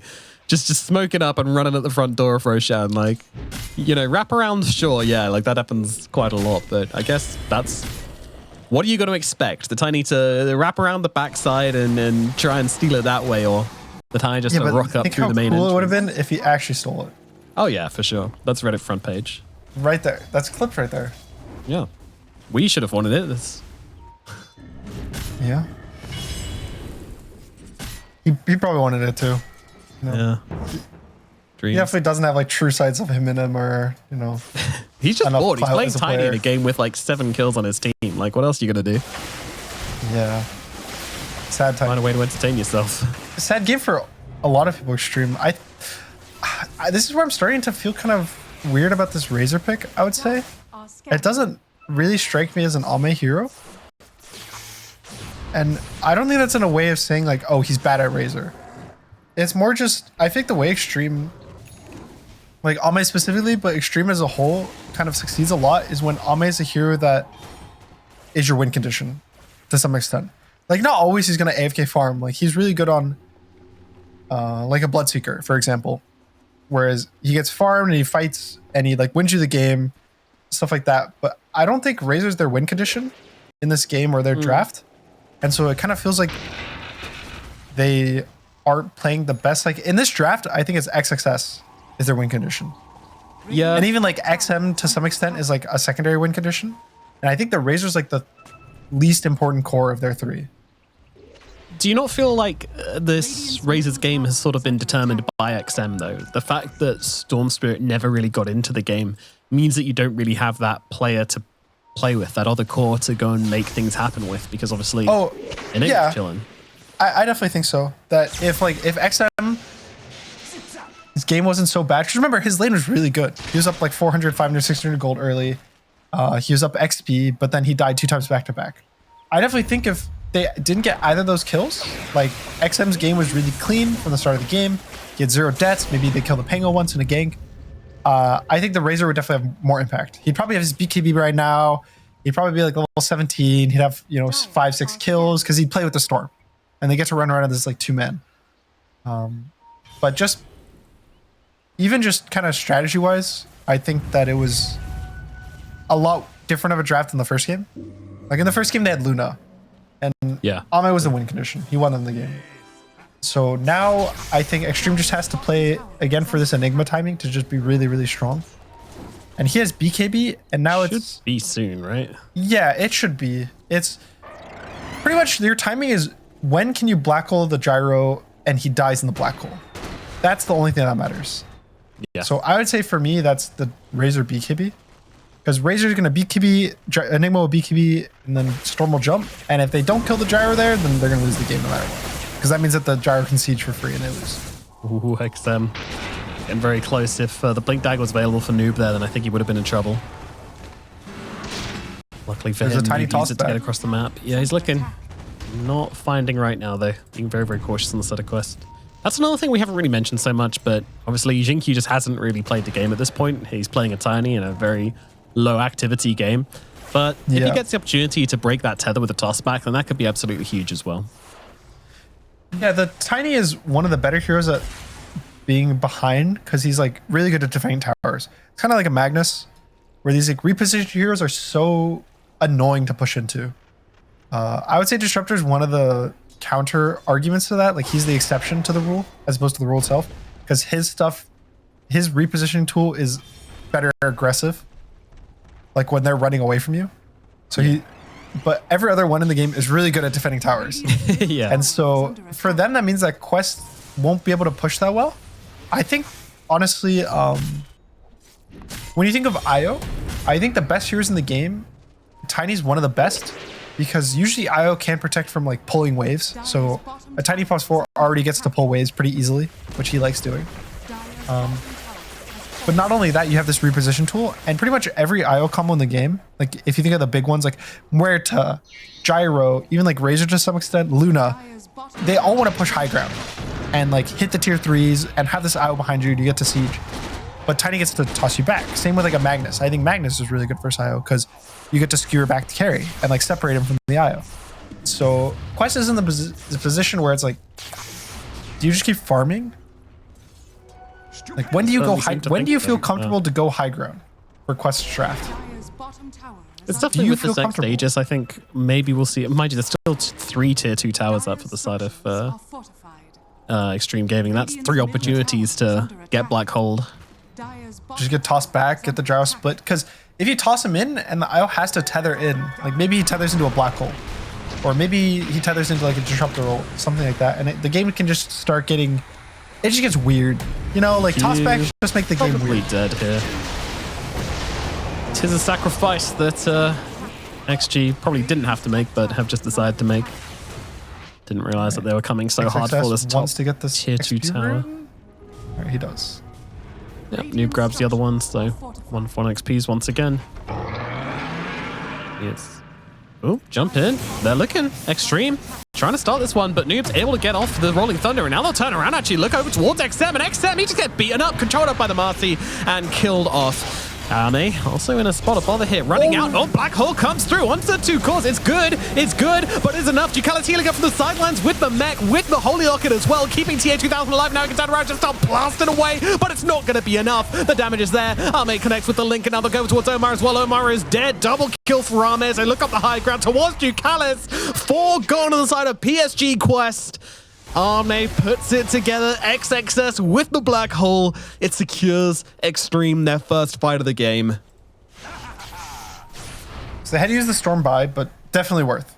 Like, you buy, you get 4 kills at this point in the game. It feels so nice. And it's a couple things go really nice here. They used the roll, and I think the reload got canceled by, I'm not sure what got canceled. I think it was a glimpse, but it was so close to getting a 3-man Black Hole. And you can see Razor just does so much work getting on the gyro. And this is even before the 25 talent, that like the second the gyro dies and the roll's on cooldown, it's impossible for them to fight. Like, Marcy has no ult to be like this like secondary carry that we've seen like Zinq do a lot, where he ends up just getting BKB and winning fights for his team by just doing so much damage. But he used ult on the Storm. Pango used ult on the Storm. And they keep kind of chasing forward, and it's too far. So nice turnaround by Xtreme. You know, just seeing this opportunity to take a free fight and like going for it. Yeah. The opportunity was created by Q at the very start, a long time ago, dangling himself behind there. the tier 2. Yeah, the cursed carrot. Can't help but take a bite. We're always ready for that big black hole, but yeah, XXS makes it happen, and that's the thing. Like, one thing I kind of didn't consider when I was talking about like needing the IO in the black hole, I was super wrong about that, because you just hold this gyrocopter still long enough for Army to take all his damage with static link, and it doesn't matter if you heal up your gyro. It doesn't matter if he's alive. Like, he was still doing damage, but not enough to turn the fight back in their favor. Not after they'd lost the Pango. Yep, and now he's level 20 on the Razor, so he got the Eye of the Storm, Strike Interval talent, which is just even more damage. Like, that's a really, really nice talent, because you pair that with the 15 talent, which also reduces their armor, and you start getting to this like crazy thing where so much armor is just getting constantly reduced. And Satanic is now finished for Ame, so getting really strong on the Razor. He doesn't have a Refresher queued up, which I don't know. I think most Razors I see go Refresher, just because you have this really strong timing with 2 ults. But oh, Pangolin getting blasted down on the bottom side right now, but he does manage to get off the Rolling Thunder, and that's going to get him to safety. What a good shard. Helping. Yeah. You press roll up. The second you get roll up off, you're like, oh, okay, I'm fine, guys. It's so close. Yeah, I don't think the butterfly's bad. I think the butterfly's good. It makes his burst team fight worse, because you don't get to just like insta kill a guy with 2 ults. But it makes this like 20-30 second team fight a lot stronger. Yeah, you just are a strong hero butterfly. You're not trying to answer the IO, you're just kind of accepting it and going with the flow. As it does look like Malik is just going to get killed off here, but Omar comes jumping straight in, and he's going to be the one. Did he absorb the link there? I think he did, yes. Xingqiu flying down to the low ground with Yoga Seal Totem, but unfortunately won't be keeping him alive as TA2000 hunts him down regardless. Buyback used from Malik to get off the Stampede, but not really worthwhile, to be honest with you. Yeah, that's a pretty sad buyback. Like, you're having a really good game on the Centaur in this early game, and you now just waste buyback. Buyback's like so much gold that you just lose, and also you know the next time you die, you're gonna be dead for even longer, which is kind of like another gold loss to some extent, because you aren't gonna farm as much. And also you have to play more scared, because if you get picked off, you're dead for a long time. So buybacks just like feel really bad sometimes in these games. Yeah, buyback and getting nothing for it, very, very bad investment. It's like buying a boat. Like buying a boat owners out there. And you just see that there's like a hole in it, and you're like, it's okay, guys. If we can get back to shore before it sinks, it's fine. I've got a bucket. You'll never know. Worry. It's worthwhile. Especially now that Roche is going to respawn in 5 seconds. Black hole's up. Oof. Yeah. At the very least, Tiny's still dead, but I don't know. PSG Quest forcing this one might be a little difficult. At the very least, like with Roshan, you can kind of just leave your Iocopter in the pit, and everybody else can kind of hang out outside. Yeah, but now if you saw the last fight, like, what's going to stop Xtreme from, if they get into the pit and they black hole this gyro, Like, what's going to stop the Razor from BKBing and just going on the gyro in the pit? And, you know, Pango can't roll in to stop the gyro because he's in the middle of a black hole. So, like, Razor might not even have to BKB if he actually gets inside the pit in time. So, yeah, Noob is looking Roche for the fight's- Basher, but honestly, it's feeling quite late on this Basher timing. Yeah, this Roche fight's looking a little... It's, like, weird. It's actually a hard fight for both teams. Like, I don't think either team feels happy about their Roche positioning. So it's actually going to be a really interesting fight that's going to be based on who gets jumped, where the vision is, you know. And it's actually a very close Roche fight. And it probably determines the state of the game for the next 5-10 minutes, whoever wins this fight. If not just the game total. Like, whoever wins this Roche fight might just be the game. It's so important. It's everything. So we see Quest, they smoke up. They have all their timings. They have everything they need. Like, both teams have everything. Like, this is honestly as close of a game as you can get at this point in the game. Not just And the so Aegis, Quest doesn't want to walk into the pit. banner. The banner. Roshan's banner. Best change ever made. Some people use it as vision now. They look at like a That ward. feels bad. All right, both Quest- teams are kind of just poking, trying to see I mean- positioning.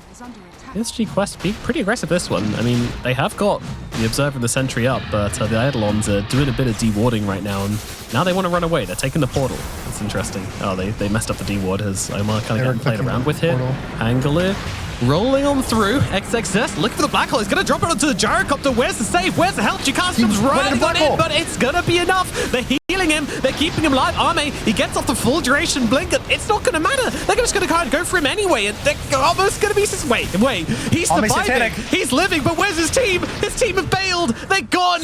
And he just gets left for dead. They didn't believe in Arme. PSG Quest, I mean, it was looking like an amazing fight for them anyway, to be honest. They just... I mean... How did the gyrocopter do anything in that fight? He just got black holed, linked for a full duration? So he has so much farm that a full duration link, he still hits for like 150 damage, 160 damage-ish.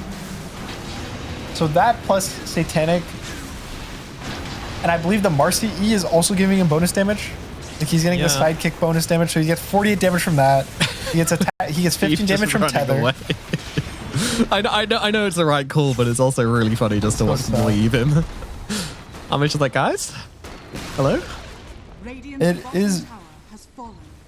I think it's kind of interesting to see how he basically just has 70 free damage from both his supports between the it's crazy sidekick plus the tether damage talent. So it's like, oh, here we go. We're gonna go in again. Time onto the gyrocopter. Tier 2000 does have the Aegis. Maybe not the ideal target here. X Oh, he lived. narrowly gets away. Ooh, that was so close He to almost just went to the dying to a cooldown. random cooldown. Yeah. Would have been Got himself very Malik. unfortunate. Malik going to be the next target. Xingqiu going for another toss back, but Malik doesn't really seem to care too much. XM jumps in, but with the Lotus, Force can't that go one. for the grapple. And it does just look like Xingqiu's going to die as well now. Move across over towards. So it's going to be Marcy, going to be the next target, but BKB available from that Marcy to get himself away. And Tier 2000 going to be the bodyguard for his support. Get off my friend as he continues working on those barracks. Heroes are but a distraction. He wants these buildings. Midnight Pulse, I mean, it's annoying, but with the heals coming out from Ducalis, it's not a huge concern for Tier 2000. Moving across, just making sure he can't be an easy target for another toss back. Of course, tiny dead, so that would be difficult. Barracks go down. Glimpse is there. Omar and Ducalis still backing him up, though. I mean, I'm not convinced this Gyro's even going to go down here. Yep, there we go. Relocate comes out. They might just follow up on this. Everybody's here from the side of PSG Quest. Like, keep Ducalis alive at any cost. Let's see. Noob comes through, coming around the back. He brings Tier 2000 back into the XG. I'm not sure they were ready. Storm caught out by a bash, but trying to turn around and finish off Malik. Malik gets himself away, though. Arme, BK beat up, but it doesn't matter. Cut down by Tier 2000. The damage from the gyrocopter is just too damn much. Buffed up to oblivion by his teammates.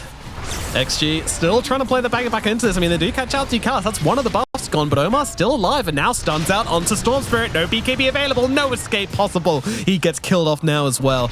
The Yules from Xingqiu, not enough to stop Tier 2000.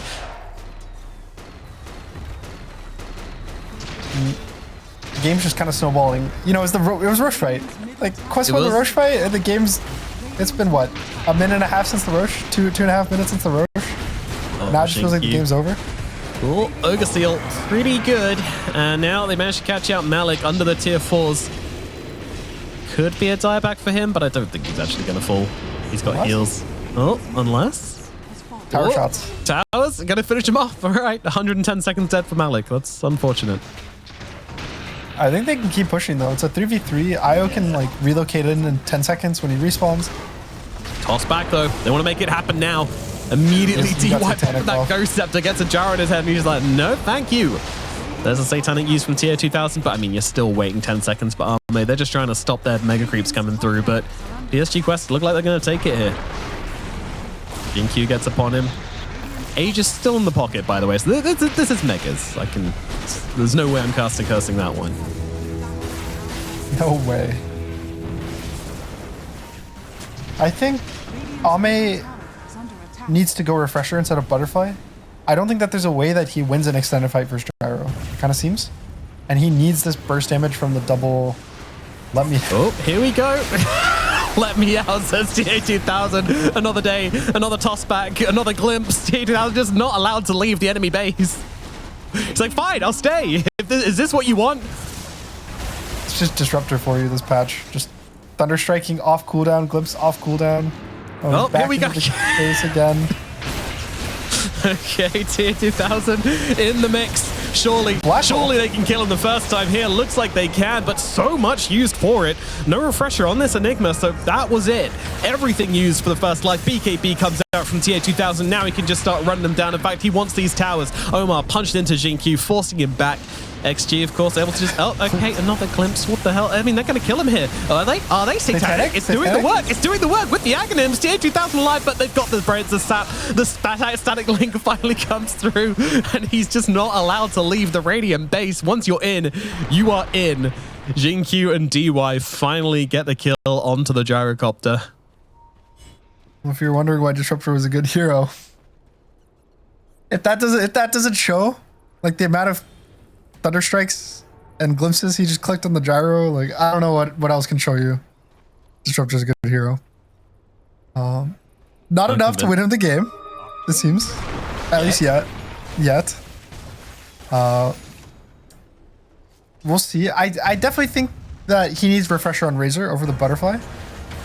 I think it's showing that the gyro is too strong in these extended fights. Like they need the fight to go like a minute long to win an extended fight. But if he goes Refresher, I actually think they'll be able to burst him in the black hole, and they actually will be able to win the fight. The other important thing that's happening... Not listening, Gunner. Yeah, the other important thing that's happening is Razor 25.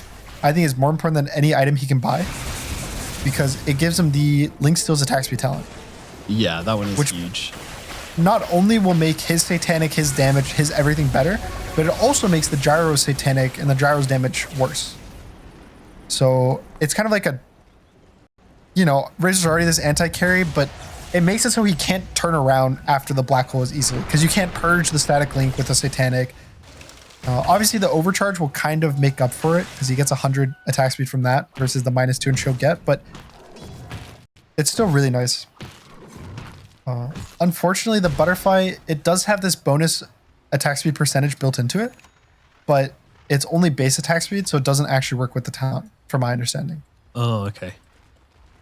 Which makes Butterfly... I mean, it's still really good in the hero. Like, it's still a very good item, and Butterfly's not bad. Like, it's not just like, oh, this item's bad on the hero. It's just, I think that the Refresher might be better. Also, to have 2 BKBs, just because there's so many stuns on the side of Quest, it might be nice. But I think the Butterfly's more right-click damage on, like, the Pangolier, or maybe he misses an attack on the gyro and he actually doesn't lifesteal and he dies because of it. Yeah, that's kind of what you're praying for at this point. Meanwhile, tier 2000 himself has gone for a refresher orb.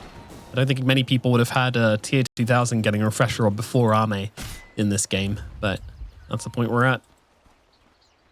And I imagine PSG Quest, the path to victory for them seems pretty straightforward. Get yourselves a Roshan, get yourselves another Aegis. It's not going to be long before that's going to be available for them. It's really funny that if Roshan starts spawning in 30 seconds from now, and I feel like Quest just had that Roche fight bought. Yeah, But it's just because been a brawl since literally then, fought 5 minutes straight with the Aegis in the enemy base. So, Are scanning. good for It's them. not like TA2000 wanted to. He was kind of locked in there. Yeah, he was begging to be let out. I think Xtreme has to go with this Aegis and get... Ooh, there's an XP in top for Ame. This is going to be 25 if he gets it. He needs it. Feel safe enough to leave the base and go and get it, though. Go get it. Go get it. Go get it. He's taking the tree route, the safe route. You don't want to die in this There we position go. in the game. All right, he's 25. All right. And creates a second plasma field. No, I'm kidding. Stalemate steals attack speed. Imagine. I always stress, like, in games or like even out of games, I'm like, oh, imagine if I click the wrong 25 talent. Yeah. Like, what do you say in the game? Oops. Do you say anything, or do you just kind of click it and then you're like, you know, your teammates is it better need the for double you to, plasma field? like, yeah, is it better for you to say it yourself, or wait for your team to see it, or wait for your team to see someone else to see it get used, you know? I don't know what XM's doing. He's just kind of hanging out with an IO. Omar blinks upon him, but of course, long zip, TP away. XM's back into the base. The Storm 25 is also a really big one. He is getting pretty good items. Like the Parasma, I think, scales really well in Storm. He has Ags almost finished. Like he can sell bottle and have it finished for his next high ground push if he doesn't care about his buyback. And so, like they're down a lot of gold, but these level timings are actually really big for Xtreme. I think that they're bigger than kind of anything Quest has. Like the Quest 25s, the Gyro one's kind of whatever. The Ping one's really good. Like this cooldown on Rolling Thunder, but in terms of like a 30 to 40 second fight, it doesn't really change anything. It only matters when the fight goes 50 seconds long because he gets 2 rolls. Yeah. And that's, for Xtreme, to be realistic, if they don't win the fight in 30 seconds, they lost the fight. Like Razor's going to click ult and it lasts 30 seconds. And once his ult is out, if they lost the fight or they didn't win the fight by that point, they're going to lose no matter what. Yeah, it's can you win the fight inside of a black hole timing, basically? Pretty much, yeah. If anything, they have 4 seconds to win the fight. They have 8 seconds now. He's a refresher on the A refresher, okay. So, oh, maybe a second in between the first black hole and the second. We can push that. I'll give it like 10 seconds. Maybe like 10, 12 seconds to win the fight. That's a window and a half. Meanwhile, Roshan has respawned, boasting an Aegis, a Roshan's banner, and a refresher shard. So that's neat. All right, who gets this refresher? I say Centaur. Yeah, probably. So that way you can Lotus and then refresh and Lotus your Gyro again. Just kidding, it's gonna be an Ags. Oh yeah, he's moved. Going to the top side. Anybody care about Ags? Not really. Yeah, not really. The Marcy one is kind of interesting. Yeah, I can see it. You can just spam random silences, which could catch the Storm off cooldown. I think it also does damage the pulse rate. So it might just cancel Enigma's blink randomly. Full Daedalus finished by the Marcy, by the way. There's also a world where the Centaur takes it. And then he carts the Gyro so he can't get linked when they're pushing. He has it. You might be right. Did you see the high ground push, the VP one in the last tournament? Where they try to go throne in like 90 minutes with 2 rapiers? And the Centaur wanted to cart the Lina at XM. XM's been caught and the Marcy's going to finish him off in 1 round of Unleash. That's pretty crazy, but that's never mind. No more cart talk. It's on the Marcy. It's on the Marcy. She earned it with that play. All right. XM has buyback. He's not going to be able to like buy this Ags for this next high ground push, which kind of sucks. Yeah, that's what I was looking at. I was really keeping an eye on him to see if he'd buy it. It's one of those Ags which you can buy out for. Yeah, like you can feel confident to just buy out, but now he's not. Like I think he was in the position where he was like, okay, I can farm buy an Ags if I get to farm for an extra like 30 more seconds, 40 more seconds. Yeah. But now you die and you're gonna have to not only not have Ags but not have buy because you're gonna have to use buy for this fight. So he's kind of in like the worst position now by getting caught out. Definitely. Dying sucks. We'll see. Dying does suck. All right, toss in on the Gyro. Now, I mean, he's got a chance to get up his spells. What a black hole coming out, catching out both TA2000 and the Pangolier. But I don't think he'll got the link up onto the Gyro concept, but another black hole coming down this time on after all 4 of them. Oh, PSG Quest, that is not how it's done. Centaur getting absolutely annihilated right now. The Gyrocopter's going to come back from the dead in just a second. Refresher, BKB, everything being used. He's going for the throne. He wants to end the game, but have they got the damage to bring him down? They do. Oh, it's 5 heroes dead. XXS, it's a gift for him. 4 heroes? He got the Pango and the Gyro on his first black hole, and then he got 4 heroes. I haven't seen that in a long, long time. XXS. Dude. Okay. All right. Game's not over. Well, the game is folks. not over. I mean, we're gonna need a... Ame gets a refresher now, so now he has his refresher timing. And pretty much these like death timers are so long that there's only going to be like a 40 or 50 second window to actually, you know, pressure the no black holes, which isn't really enough time because Xtreme's going to get all the waves pushed in. XM did have to use buy, but that also means he's now going to be confident enough to buy out his Ags. He's level 25. Yeah. I don't know if they're actually able to force any buybacks. I think Ame doesn't push that fast. Like anyone at Xtreme doesn't really push that fast, but just the gold and XP you get from this is really big. It's the timings. It's like you're now looking at this Aghanims, which we were saying, oh, Storm might not have it by the end of the game. He's going to have it. Make sure he used buyback, but he's going to have the Aghanims. We've got Refresher now on Ame, so they're going to have like the double eye of the Storm. Like all of a sudden, everything just looks way simpler. Yeah, like Ame's damage has doubled. With this Refresher, you get 2 BKBs, which is so much more time of actually being able to do damage, but also just so much more, you get more lifesteal because he has the lifesteal talent from Eye of the Storm. You get another Satanic, you get another Link at the same time. You can link 2 different targets. Like he actually had a bad, quote unquote, bad link in the black hole. Like he linked the Pango. Yeah, he linked because he didn't want to link the Gyro who was Lotused. Yeah. Well, not a mistake. But now, had to, but yeah. Yeah, now he gets like 2. So you see Quest instantly smoking down mid. There's no black hole for 30 seconds. And they're just going to rush the throne, I think. Okay, this is Chadley. Is it going to pay off? XXS, again, 20 seconds is needed. TSC just running for it right now. Immediately going to get ulted. Immediately going to get linked up. Oh, he can't. He's actually forced out of it. I think Jikalis, I don't know how he got out of it, but it doesn't matter. He's dead. No buyback on the Gyrocopter either. PSG Quest. Oh, no. What is this play? It is not looking good. Jikalis is going to go down as well. Black hole now available, used onto Malik, and Ame just going absolutely hard as a motherfucker. Takes down 4, ultra kill, godlike on the Razor. I mean, you said it a long, long time ago that level 25 and Refresher is the ultimate timing in this game. We thought you were talking, no, we knew you were telling the truth, Gunnar. We all believe in you.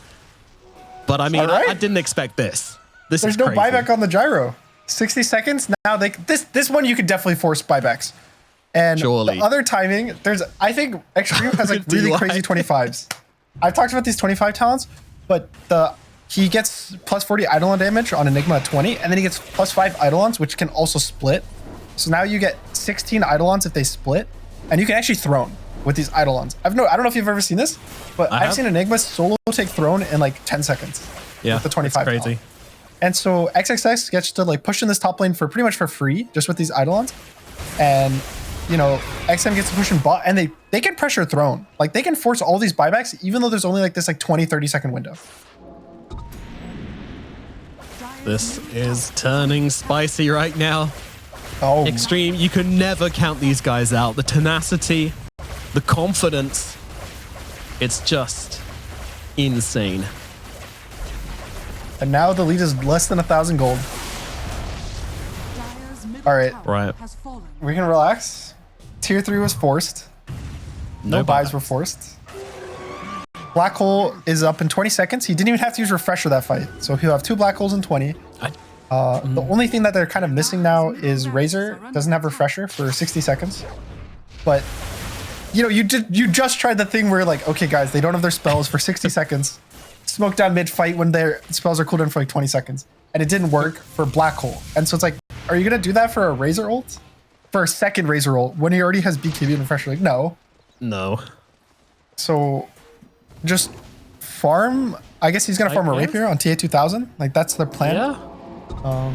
Good plan, but I'm gonna get rid of them boots or something. I mean, at least you got ninja gear for the movement speed if you do want to get rid of those power. And you also have IO to kind of give some movement speed. Like Yeah. And yeah, Wow. if you have Alzheimer's, then you might think the butterfly gives you movement speed, which is nice. you can use flutter. Yeah, flutter around. All right. Also, the big thing in that last fight was Disruptor did finish his Ags before the fight. So he was able to cast it on the gyro, and the gyro Yes. can't click Satanic or BKB. Which I don't really think there's counterplay. I don't know. him getting Ags. Something got him out of it. Something got him out of the static storm. He Drip. got reload I don't know what it was. in it the reload? middle of it. Yeah. Right. Ducalis The clutching up. there's a really weird thing they can do, which is they can get Aether Lens on the Marcy, and I think that there's enough range. Oh yeah. Dispose Especially if he gets the 25 talent to throw the gyro out of Disruptor Ags. But it's like one of those things. It's like, do you want to? Yeah, do you want to do that kind of thing? No. I also think, unironically, a cart on Centaur is good. I agree. I 100% agree. Because he cannot get linked in the cart. You can't click anything. He's untargetable. He's like Dark Willow W'd. Your mouse just goes through him. You know, you click the ground. Yeah. And so I actually think this Ags not going to the Centaur and going to the Marcy could have ends up being really bad for them. Because I think they could end up pressuring Throne if like Centaur had BKB instead of this Blade Mail, like he buys a BKB. He can BKB, grab his gyro, and then just Throne. And I don't think the Centaur would realistically really die in a black hole if he's BKB'd. And even if he does, that's one black hole not on the gyro. Like gyro would just exist there, not taking any damage from black hole. It's a hell of a theory, Gunner. We'll Or- see how if You know, it's we kind do of get like that second you rush. can't really do that. It's a little like too little, too late. The nice thing is, I would say for Quest, it's not like Radiant has some like crazy wave shove. Like if you've noticed, both times they didn't really get any base damage done with both of those teamfight wins. They got like the towers only. So thankfully now mid lane's completely open for them. If they lose another fight, I think they'll actually be able to pressure. But Quest is still in an acceptable position where they still get to farm a lot of the map. They get to get their level 25 on the gyro soon. They get to get this Divine Rapier. And, you know, maybe there will be tier 5 items. Maybe. I Not yet. mean, we got to have Roche before that, and, you know, we'll see. It is going to be a nighttime Roche. Okay, it's nighttime Roche, which means Aghanim Scepter. Radiant are I mean, you're Or not giving it Centaur? to Io. Surely. You're not It you're has not to giving be it to Centaur. Noob. It literally has to be. If they give it to Io instead of Centaur, I'm going on strike. There's no way.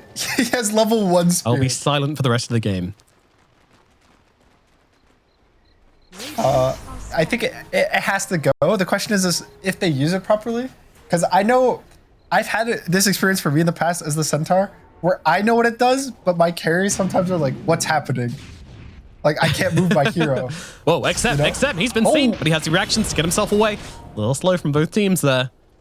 Not really expecting to kind of meet each other in this situation. DY sitting at the front lines. I mean, if he can just get off an ulti, Noob. start this off. They see Noob. They're going to go for him right now. How They got much are they going to Disruptor on throw top. onto him? There comes the static shield. Oh, Omar! He goes for the save. The back holds Waker. out, but it's only onto Omar. This is not good. Or maybe it is. Noob dies regardless. And now they look for more. Refresh Two those are buybacks. out. They look at the TA2000 build. Turn around. Look over towards Malik. The black hole comes in, Oh. but the reload. Ducalis, he read it like a book. Gets him away. TA2000, though, is getting Arme's all of still his on damage TA2000. taken away by Arme, and Arme just turns him into Swiss cheese. Turns around, deals with Ducalis as well. The buybacks are coming out from PSG. They do not want to give up on this right now, but I'm not sure they have a choice. Malik's trying to run down DY on the sidelines, but he's just going to get glimpsed back as Noob and Omar combo up, looking for someone. It's going to be XG just kind of leaving for now. They've got their waves to sort out. Those mega creeps are pushing into the base. They need to push them out. Is that going to be enough to just secure Roshan for the side of PSG Quest, along with the Enigma being dead? It very well might.